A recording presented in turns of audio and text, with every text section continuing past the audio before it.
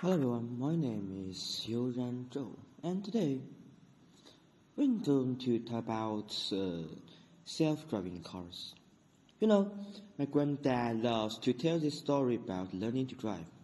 It was the 1960s, and his dad took him out his huge old car. No power steering, so you had to really with the wheel. He talks about the nervous about he was, checking the mirrors, trying to get church right. It was the big, complicated skills he had to master. A real coming for age things. And I was thinking for my kids, or maybe their kids. That story might sound really, really strange.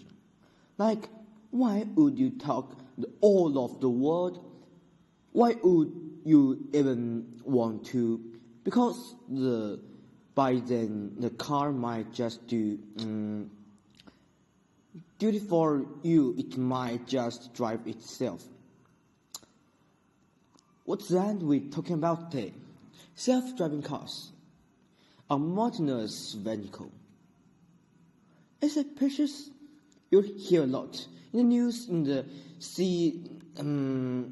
scientific film movies. But what does it actually mean for us? For normal people, just trying to get to school or work or the general store?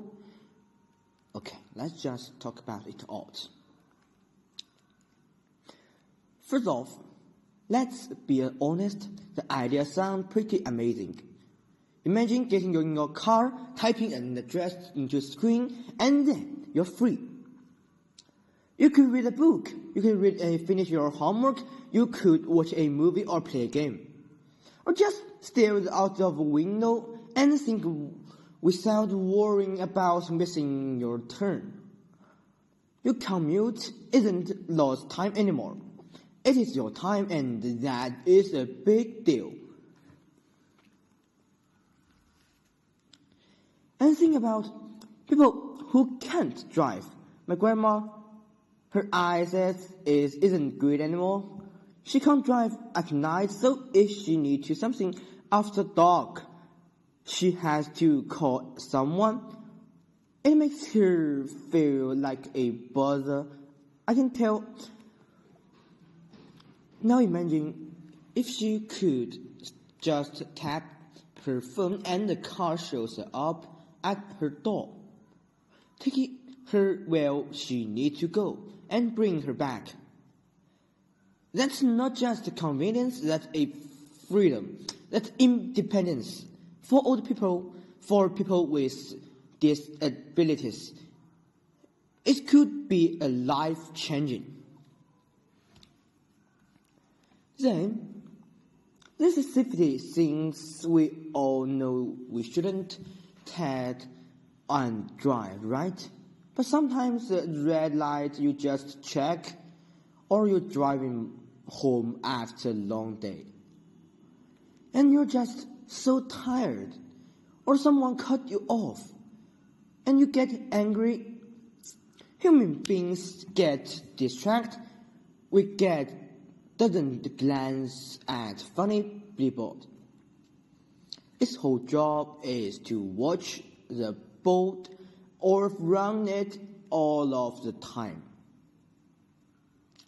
If every car on the road was following the rule perfectly, communicating with each other, well, a huge number of crashes just wouldn't happen. That is a powerful thought, saving lives just by taking an easily distracted human out of the loop. And our cities, goodness, think about our cities right now. It's in so many places. It feels like half the space is just for storing cars.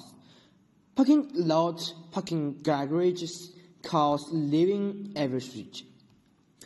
What if most cars were self-driving? The cost drop you're at school, and then instead of standing in a parking lot of 7 hours, it goes off to give ride to other people, or it goes to a special lot outside the busy downtown. Suddenly, we might not need so many parking spaces. We could turn those concrete slabs into parks, playgrounds, bike lanes, more room of people, less room of parked mills. That is a nicer picture, isn't it? Okay, so it sounds like perfect shiny future, but it is always but isn't here. Let's put the brick for the second and think about the hard parts, the really, really tricky questions. My friend told me about this old thought experiment called the trolley problems. Imagine the runway trolley cars. The track ahead, 5 people are tied up. But standing next level, if you pull it, the trolley switches and another track, where only one person is tied up. Do you pull it? Do you choose to save 5 people, but actually cause one person death?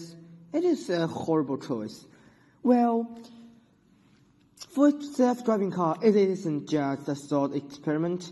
It's programming questions. Say cars is driving alone and suddenly a group for kids run into the street. The car can't stop in the time. Its only options are now plowed into kids or the survey of the road into a wall. Seriously? Hurting or killing the person inside, what should it do? What makes that decisions?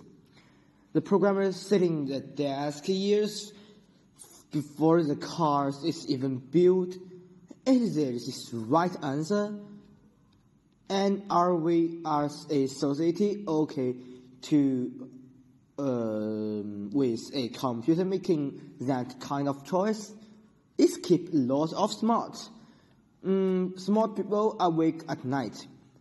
It's not an engineering problem. It's a human setting problems, and we haven't solved it yet.